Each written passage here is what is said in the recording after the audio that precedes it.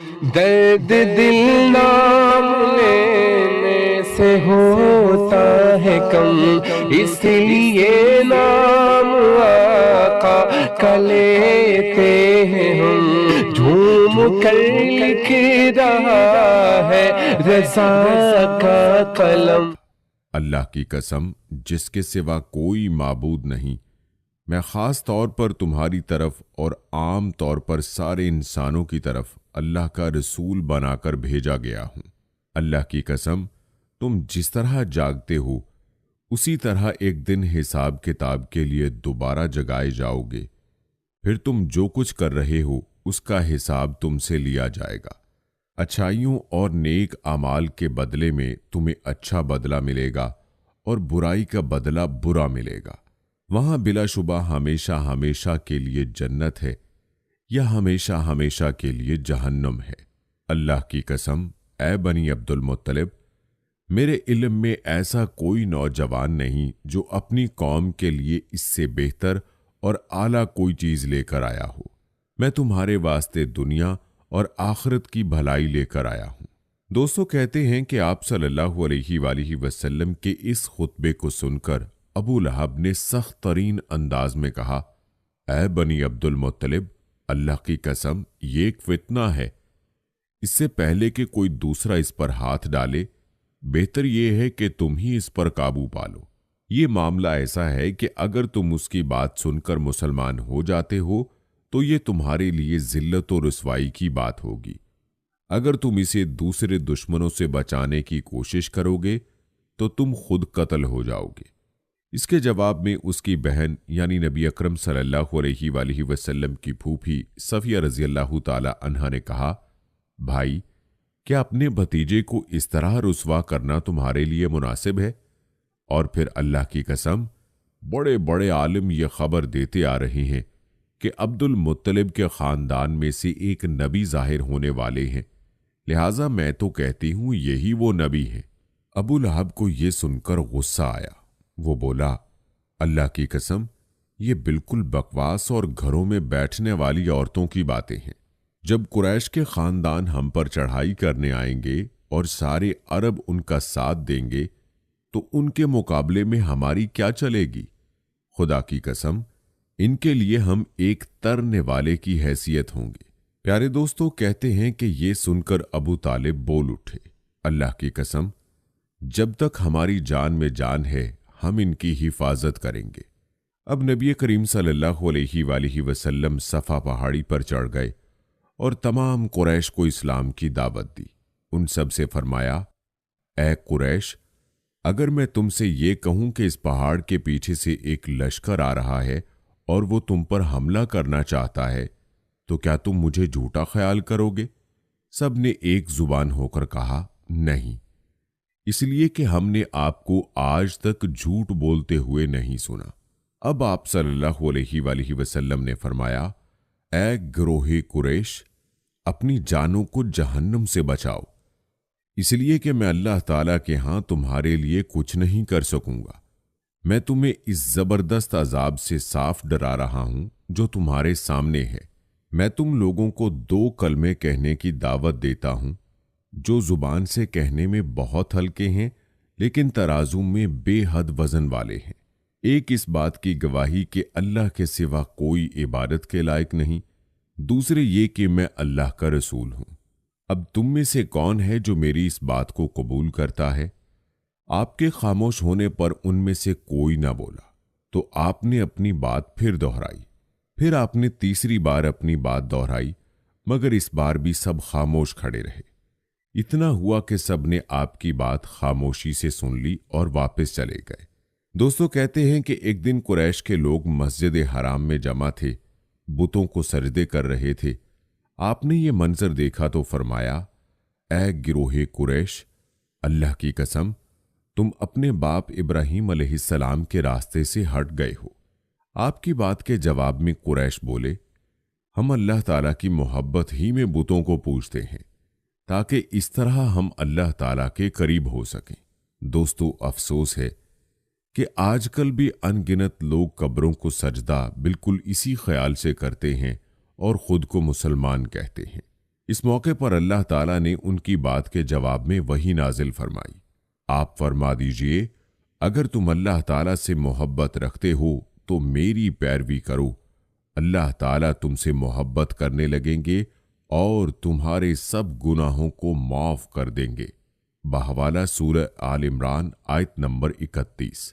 कहते हैं कि कुरैश को ये बात बहुत नागवार गुजरी और उन्होंने अबू तालिब से यूं शिकायत की, अबू तालिब, तुम्हारे भतीजे ने हमारे माबूदों को बुरा कहा है, हमारे दीन में ऐब निकाले हैं, हमें बेअकल ठहराया है, इसने हमारे बाप दादा तक को गुमराह कहा है, इसलिए या तो हमारी तरफ से आप निमटे या हमारे और इसके दरमियान से हट जाइए, क्योंकि खुद आप भी इसी दीन पर चलते हैं जो हमारा है और इसके दीन के आप भी खिलाफ हैं। दोस्तों, कहा जाता है कि अबू तालिब ने उन्हें नर्म अल्फाज में ये जवाब देकर वापस भेज दिया कि अच्छा, मैं इन्हें समझाऊंगा। प्यारे दोस्तों, उधर अल्लाह ताला ने हजरत जिब्राईल अलैहिस्सलाम को आपकी खिदमत में भेजा। हजरत जिब्राईल अलैहिस्सलाम निहायत हसीन शक्ल सूरत में बेहतरीन खुशबू लगाए जाहिर हुए और बोले, ए मोहम्मद, अल्लाह ताला आपको सलाम फरमाते हैं और फरमाते हैं कि आप तमाम जिनों और इंसानों की तरफ से अल्लाह ताला के रसूल हैं, इसीलिए इन्हें कलमा ला इलाहा इल्लल्लाह की तरफ बुलाइए। दोस्तों, कहते हैं कि ये हुक्म मिलते ही आपने कुरैश को बराह रास्त तबलीग शुरू कर दी और हालत उस वक्त ये थी कि काफरों के पास पूरी ताकत थी और वो आपकी पैरवी करने के लिए हरगिज तैयार नहीं थे। कुफ्र और शिर्क उनके दिलों में बसा हुआ था, बुतों की मोहब्बत उनके अंदर सरायत कर चुकी थी, उनके दिल इस शिर्क और गुमराही के सिवा कोई चीज भी कबूल करने पर आमादा नहीं थे। शिर्क की ये बीमारी लोगों में पूरी तरह समा चुकी थी। आप सल्लल्लाहु अलैहि वसल्लम की तबलीग का ये सिलसिला जब बहुत बढ़ गया तो कुरैश के दरमियान हर वक्त आप ही का जिक्र होने लगा। वो लोग एक दूसरे से बढ़ चढ़कर आपसे दुश्मनी पर उतर आए, आपके कत्ल के मंसूबे बनाने लगे, यहां तक सोचने लगे कि आपका मुआशरती बाइकआउट कर दिया जाए। लेकिन दोस्तों, ये लोग पहले एक बार फिर अबू तालिब के पास गए और उनसे बोले, अबू तालिब, हमारे दरमियान आप बड़े काबिल, इज्जतदार और बुलंद मर्तबा आदमी हैं। हमने आपसे दरख्वास्त की थी कि आप अपने भतीजे को रोकिए, मगर आपने कुछ नहीं किया। हम लोग ये बात बर्दाश्त नहीं कर सकते कि हमारे माबूदों को और बाप दादाओं को बुरा कहा जाए, हमें बेअकल कहा जाए।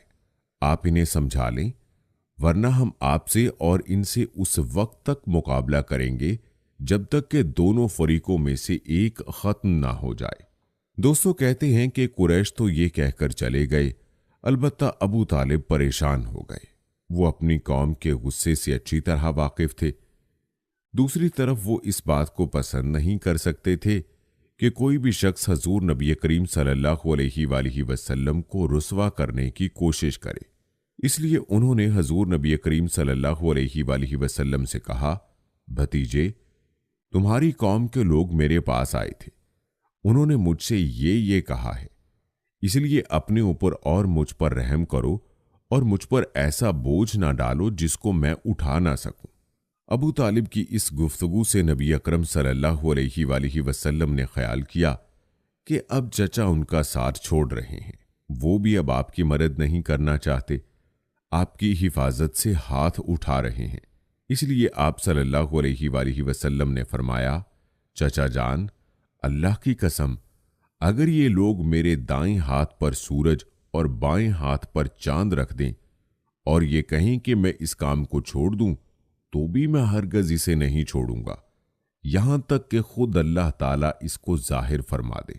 प्यारे दोस्तों, कहा जाता है कि ये कहते हुए आप सल्लल्लाहु अलैहि वसल्लम की आवाज भर आ गई, आपकी आंखों में आंसू आ गए, फिर आप उठकर जाने लगे।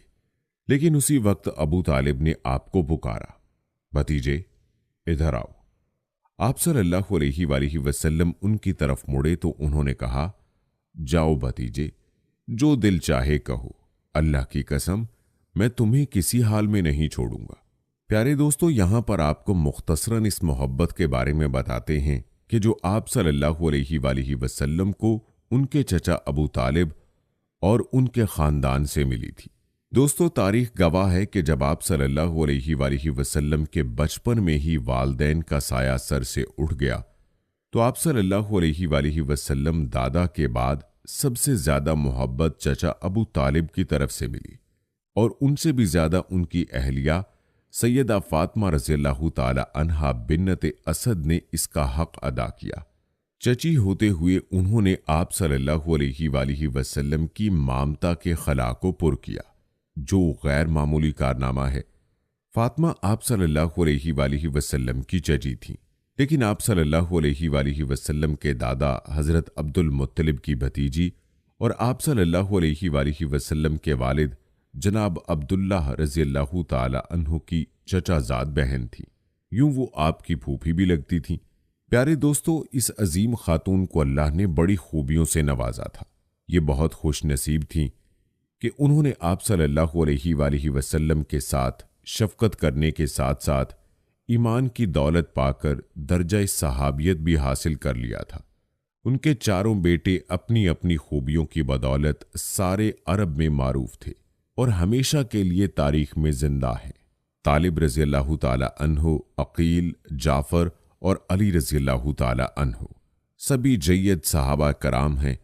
उनकी बेटियों में सबसे ज्यादा मारूफ उम्मे हानी रज़ियल्लाहु ताला अन्हा हैं, जिनका असल नाम हिंद बिन्नत अबी तालिब था।